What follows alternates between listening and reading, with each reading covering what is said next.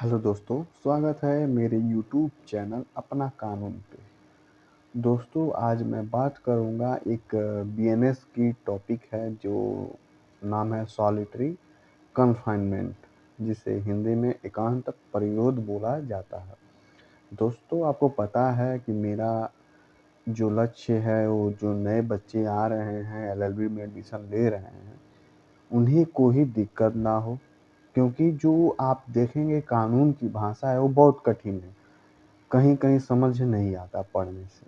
अगर आप एकांत परिरोध की परिभाषा को देखें बीएनएस की डेफिनेशन को, तो उसमें कठिन-कठिन वर्ड यूज़ किए गए हैं जो समझ नहीं आएँगे। आज जो नए अधिवक्ता बंधु हैं, प्रैक्टिस कर रहे हैं, कोर्ट जा रहे हैं, उन्हें किसी भी प्रकार का कोई भी एआईबी जो नोटिफ़िकेशन आई है, उसका तैयारी करने में कोई दिक्कत ना हो, ये मेरा लक्ष्य है दोस्तों।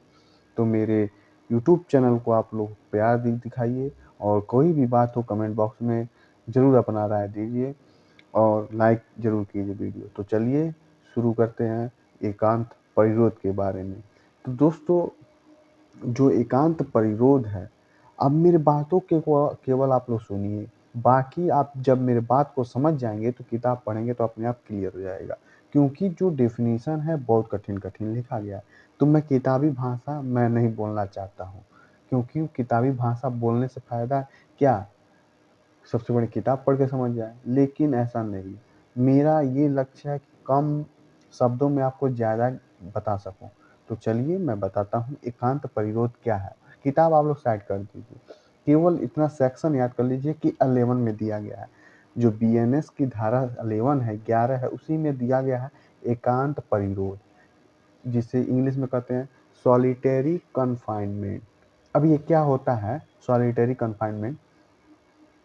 जैसे अगर आपको केवल कठोर कारावास का जब मिला है सजा जज के द्वारा या मजिस्ट्रेट के द्वारा, तभी आप एकांत परिरोध का एप्लीकेशन दायर कर सकते हैं दोस्तों, केवल कठोर कारावास में। अब कठोर कारावास को 3 भागों में दे दिया गया है, आप लोग देखिएगा।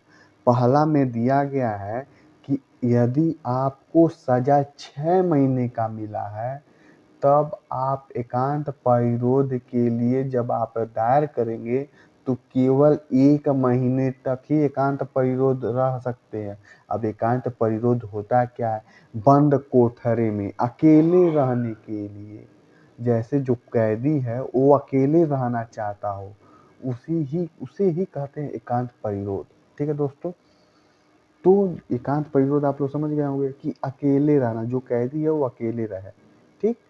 तब अगर 6 महीने का सज़ा मिला है, तो वह दायर करता है, याचिका दायर करता है सॉलिटरी कन्फाइनमेंट में कि वह अकेले रहना चाहता है कैदी, तो केवल 1 महीने तक ही अकेले रहेगा।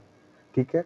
अगर उसे 1 वर्ष से कम का सज़ा मिला है, मतलब 6 महीने से अधिक 1 वर्ष से कम का सज़ा मिला है, तो केवल 2 महीने तक ही सॉलिटरी कन्फाइनमेंट के लिए रह सकता है।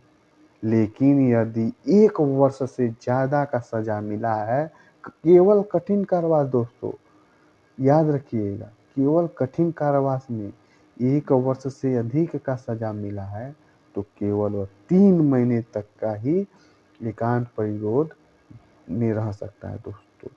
तो मुझे पूर्ण विश्वास है आप लोग कम समय में आप लोग समझ गए होंगे। अब आप लोग पता बनाकर डेफिनेशन को लिख सकते हैं। एकदम आसान। किताबी भाषा पढ़ेंगे तो कठिन लगेगा दोस्तों। मेरा यही विश्वास है दोस्तों, मेरा यही राय है कि आप लोग कठिन-कठिन शब्दों के पीछे ना भागें। जो प्रैक्टिस कर रहे हैं वो मेरा यूट्यूब चैनल को ही देखें, सब वीडियो मैं बना रहा हूँ। किताब का दोस्तों एक भी नहीं, एक भी भाषा नहीं मैं यूज़ करूँगा। ऐसे यूज़ करूँगा ऐसे शब्दों को जो आप लोग समझ सकें सीधे। मेरा प्रयास यही है।